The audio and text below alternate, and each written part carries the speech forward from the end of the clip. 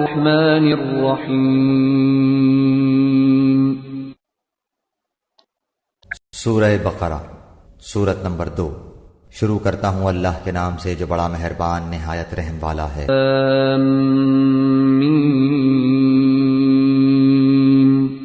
الف لام میم۔ ذالک الکتاب لا ریب فیہ ھدی للمتقین۔ اس کتاب کے اللہ کی کتاب ہونے میں کوئی شک نہیں، پرہیزگاروں کو راہ دکھانے والی ہے۔ الذین یؤمنون بالغیب ویقیمون الصلاة ومما رزقناہم ينفقون۔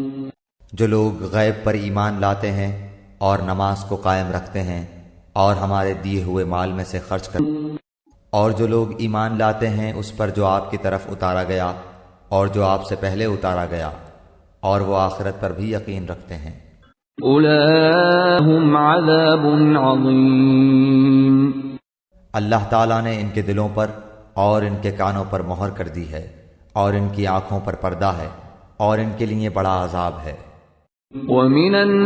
بعض لوگ کہتے ہیں کہ ہم اللہ تعالیٰ پر اور قیامت کے دن پر ایمان رکھتے ہیں، لیکن در حقیقت وہ ایمان والے نہیں ہیں۔ یکذبون۔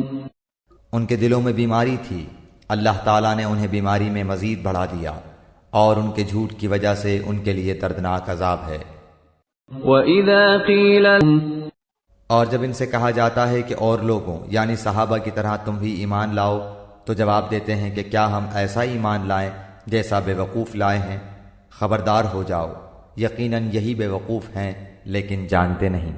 اور جب ایمان والوں سے ملتے ہیں تو کہتے ہیں کہ ہم بھی ایمان والے ہیں، اور جب اپنے بڑوں کے پاس جاتے ہیں تو کہتے ہیں کہ ہم تو تمہارے ساتھ ہیں، ہم تو ان سے صرف مذاق کرتے ہیں۔ اللہ یستہزئ بہم ویمدہم فی طغیانہم یعمہون۔